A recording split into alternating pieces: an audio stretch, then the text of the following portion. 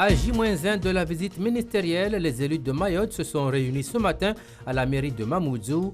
Une réunion de concertation sur les sujets à aborder avec les ministres, parlementaires, maires, le conseil départemental. Chaque groupe d'élus a un sujet précis à défendre devant les ministres.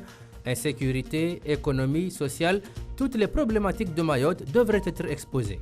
Il n'y aura pas de temps à perdre durant cette visite ministérielle. Les élus se sont répartis les tâches et chaque collectivité devra défendre un domaine précis.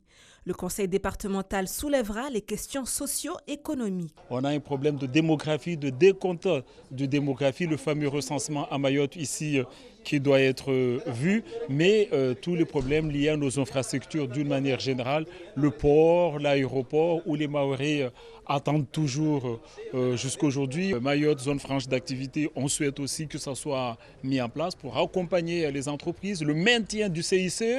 On ne sait pas quel avenir on va donner au CICE à Mayotte. Tous ces sujets-là doivent être rediscutés. Les maires, quant à eux, doivent évoquer la question de l'insécurité qui a déjà été remontée à plusieurs reprises. En 2020, on a fait 3 jours des assises ici sur l'insécurité. On a remis un dossier complet à M. Darmanin lors de son passage l'année dernière. On a remis aussi, même à l'Élysée et aux Outre-mer.